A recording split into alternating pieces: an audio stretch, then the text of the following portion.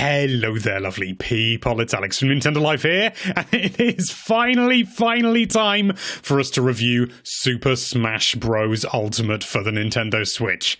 I've been looking forward to this. I'm also very pleased to say that this review was originally written by me, and so there's been no real sort of transfer over to video. It's all still my own words, but I've got so much still to talk about that isn't in the review, so I'm going to be doing some waffling at the end if you're into that. But anyway, that's more than enough waffling for the time being. Let's dive right into things.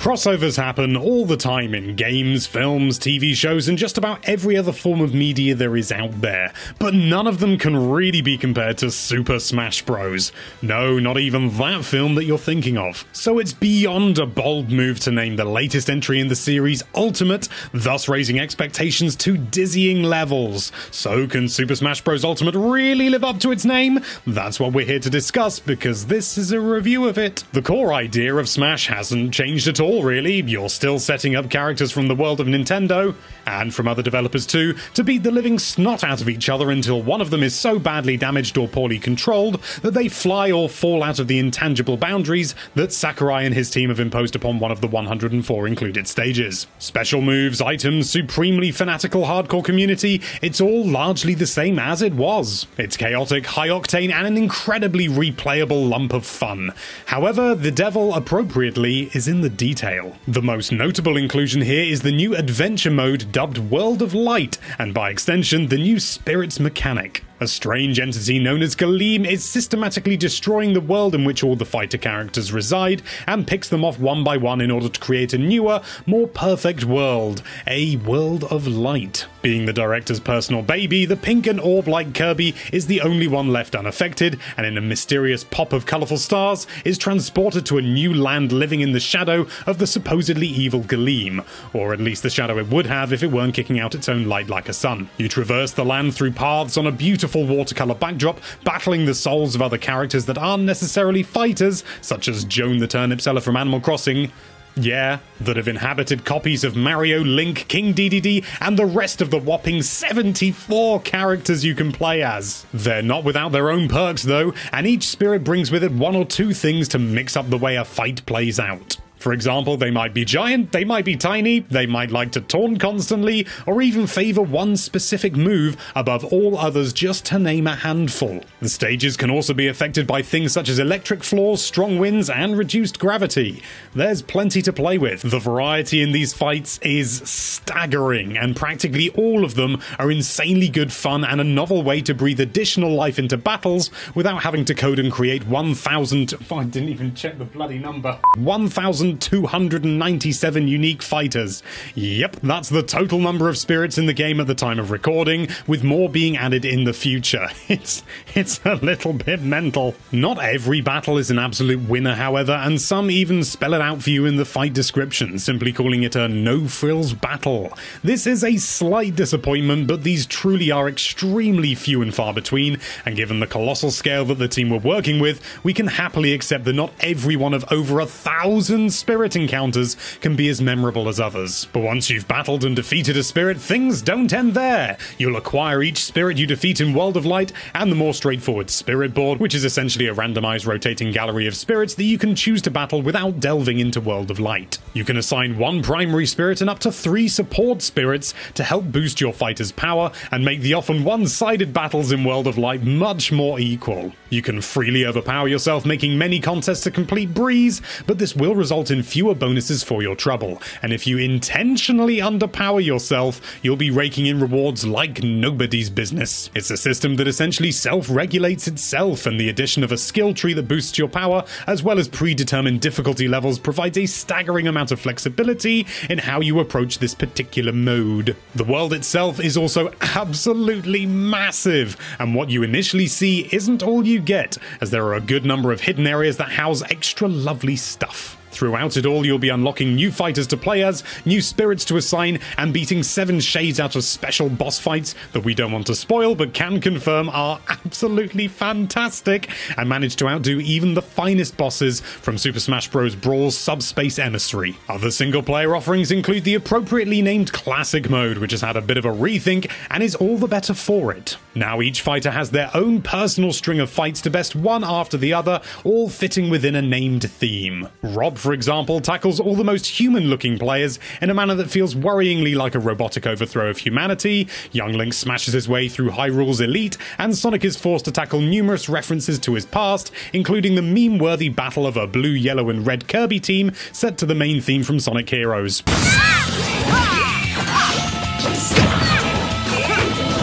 It's not a revolutionary way to handle Classic Mode, but it is absolutely the most fun we've had with the mode in the series' history, and it manages to inject a real charm and self-awareness that has been distinctly lacking in previous titles. There's also a plethora of other things to do, such as listening to the phenomenal soundtrack and watching replays of past matches, which can now also be encoded into a video file to prevent future updates from breaking them. But the real meat of the experience, and no doubt what so many of you are here specifically to hear about, is the multiplayer.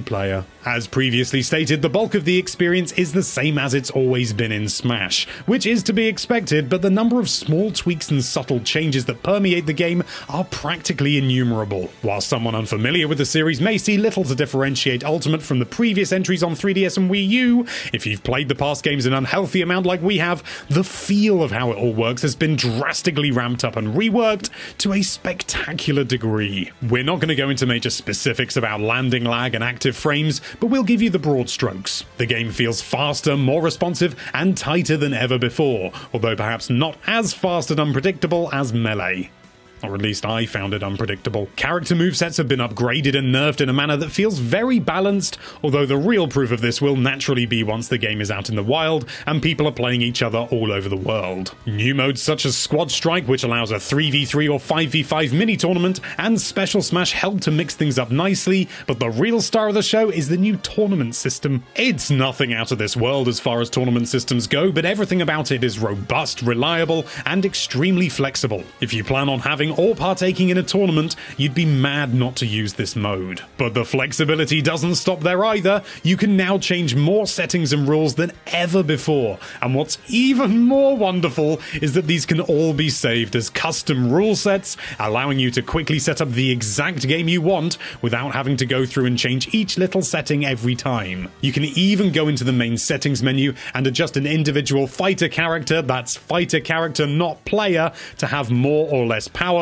depending on how you feel the balance lies. Naturally, this is open to abuse, but you have the option to actively nerf or buff characters without the need of an officially mandated patch. This is probably the feature that best sums up Ultimate: insane levels of customization and flexibility. You're encouraged to play the game however you want to and adjust even the most trivial features to your heart's content. You can even turn off tab jump as standard, which is basically the best thing we could have ever hoped for. Few totally new fighters have been introduced here, but considering the fact that every single fighter from all the past games has returned, we can't say we're all that disappointed. Every newcomer feels unique and ambitious, but without verging into brawl levels of experimentation. With 74 characters to play as and a starting roster of only 8, you might be forgiven for thinking that you're going to be spending half your life unlocking them, but that's not the case. The game is quite generous with how frequently you unlock new fighters, but not so generous that it fails to be an exciting event. How about looks? Well, Well, looks-wise, the game is frankly gorgeous,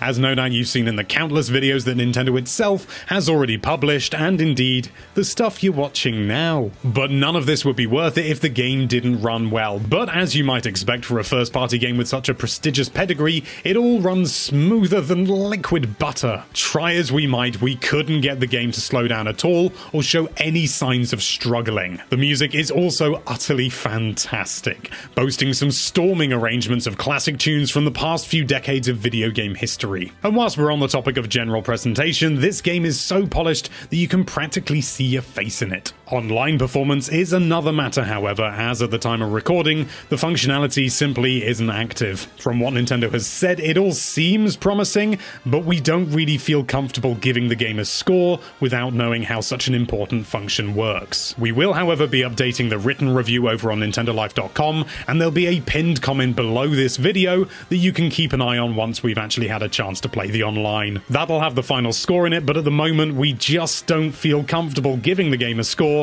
even though, to be honest, I can't see them really completely ballsing it up, but even so, we just really want to err on the side of caution here. So how does it all stack up? Well, vocal concerns about past games have been actively addressed. Every single fighter from the series is present, even Pichu. The customizability is overwhelmingly vast, and it's all topped off with super solid single-player modes to boot. We're not sure how you could make a more robust or pleasing Smash game. Super Smash Bros. Ultimate truly is the ultimate installment in the series, and it makes you wonder just where Sakurai can possibly take this franchise next.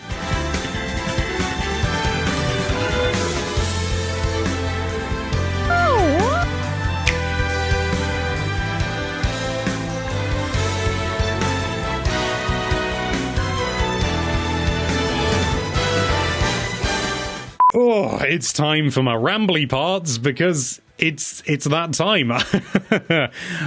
Yeah, again, I do want to apologize for the fact that we haven't given it a score.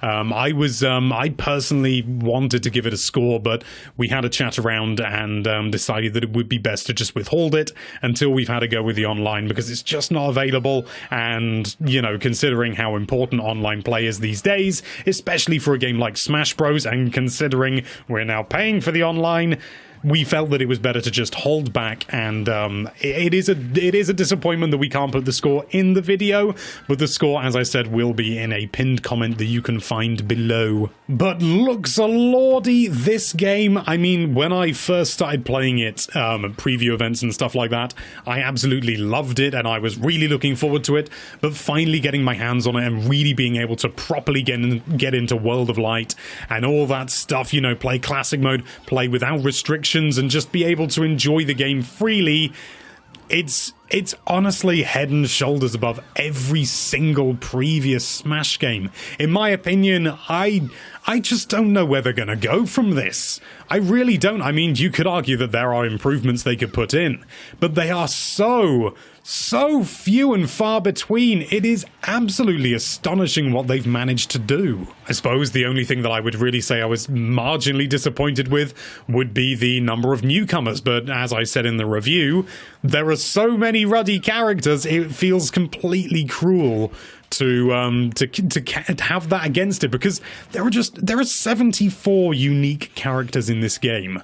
I don't know how you're going to be able to top that. And we've also got the DLC coming, which I didn't mention in the review because obviously, you know, official review, you got to review it as is. But with the DLC coming, my lord, you know, there's going to be, you know, even more characters to play as, and it's just going to be an absolute glorious time. And I'm pretty confident the online is going to be fine, in which case I don't think I'm going to be able to put this sodding thing down. If you play one game this year, or you buy one game for your Switch this year or next year, whenever, make it Super Smash Bros. Ultimate. I genuinely...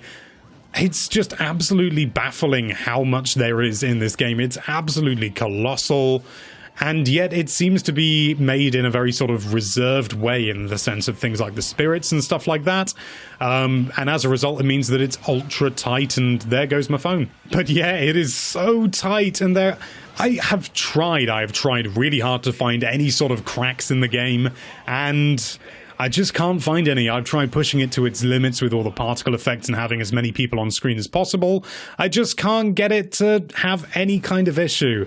And the Switch doesn't even seem like it's whirring up particularly hot when it plays, which is just... I just don't know how they've done it, but they've done it. I could keep gushing, but to be honest, I don't want to. I don't want to make these too long at the end, because I don't want people to sort of feel that, you know, oh, they're only halfway through the game, the video, even, bloody hell, that they're only halfway through the video, and, you know, sort of, oh, there's all this rubbish at the end. So I'm just going to sign off now. Bye.